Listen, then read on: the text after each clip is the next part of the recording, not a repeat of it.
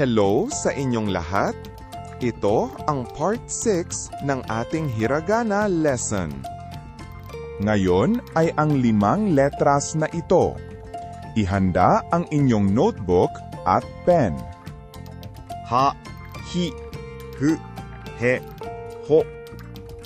Ang Romaji ng line na ito ay nagsisimula sa H, pero mag-ingat dahil ang letra na ito ay isinusulat bilang FU. Alalahanin ang rule sa pagsusulat na mula kaliwa pa kanan at mula taas pa baba. I-pause ang video at isulat ito ng maayos. Simulan natin sa unang letter. Mayroon itong 3 strokes. Ha. Ang unang stroke ay taas pa baba at may hook. Ang pangalawa ay maikling horizontal line. Ang pangatlo ay diretso mula taas pa baba na magkukross dito at gagawa ng maliit na loop sa ilangim. I-pause ang video at subukang isulat ito sa notebook.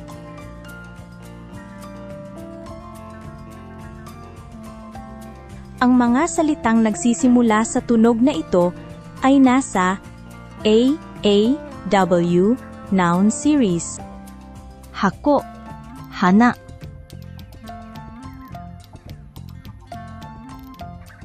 Ang susunod na letter, isang stroke lang ito. Hi. Mula kaliwa pa kanan, bababa ng pahilis. Gagawa ng malaking curve. Tapos, aangat sa kanan. Parang malaking smile ang hugis nito.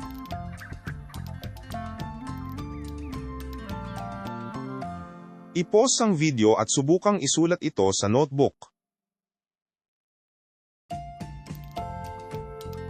Ang salitang nagsisimula sa tunog na ito ay nasa AAW noun series number 81. Hikoki. Susunod na letter, kapag sinusulat ng kamay, mayroon itong 4 strokes. Hu.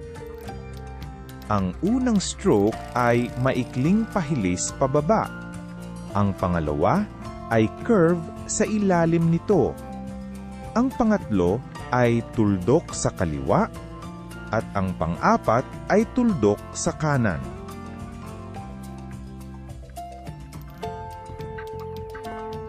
I-pause ang video at subukang isulat ito sa notebook.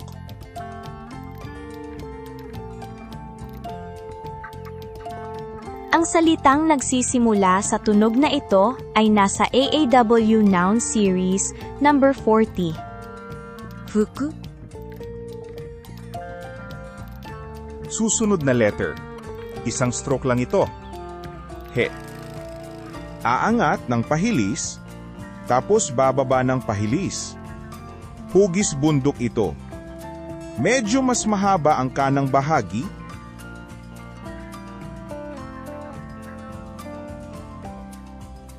I-pause ang video at subukang isulat ito sa notebook.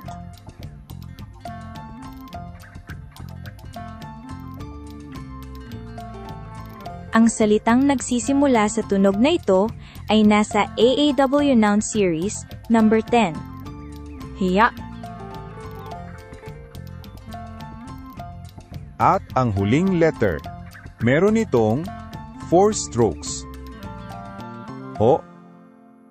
Ang unang stroke ay pareho sa ha. Ang pangalawa at pangatlo ay horizontal lines. Ang pang-apat ay bababa, magkukross, at gagawa ng maliit na loop sa ilalim. Mag-ingat na huwag lumagpas sa pinakataas na horizontal line, ang vertical line. I-pause ang video at subukang isulat ito sa notebook.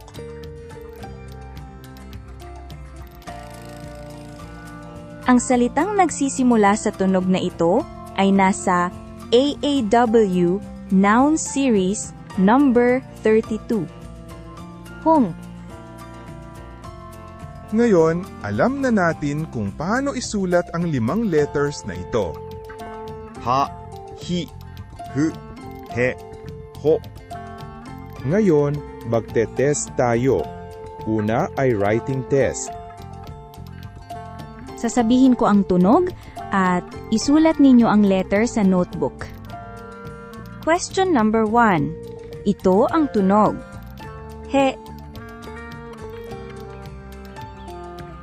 Ang tamang sagot ay ito. Question number 2. Ito ang tunog. Ha. Ang tamang sagot ay ito. Question number 3. Ito ang tunog. F. Ang tamang sagot ay ito. Question number 4. Ito ang tunog. Ho. Ang tamang sagot ay ito. Question number 5. Ito ang tunog. He. Ang tamang sagot ay ito.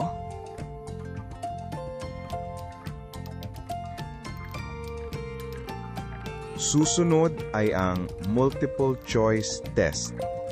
May lalabas na 4 na letters sa whiteboard. Piliin kung aling letter ang sinabi ni Yuki. Question number 1. Ito ang tunog. Ha. Ang tamang sagot ay ang number 2. Question number 2. Ito ang tunog. Ho. Ang tamang sagot ay ang number 3. Question number 3. Ito ang tunog. He. Ang tamang sagot ay ang number 3. Question number 4. Ito ang tunog. Fu. Ang tamang sagot ay ang number 2. Question number 5. Ito ang tunog. He. Ang tamang sagot ay ang number 4. Nakasagot ba kayong lahat? Bago ninyo panoorin ng susunod na video, i-practice ninyo ng paulit-ulit sa notebook ang 5 letters na may bagong tunog. Huwag din ninyong kalimutang i-check ang mga words sa AAW videos natin. Sa susunod, ang susunod na 5 letters naman. Ma, mi, mu, me, mo. Hanggang sa muli!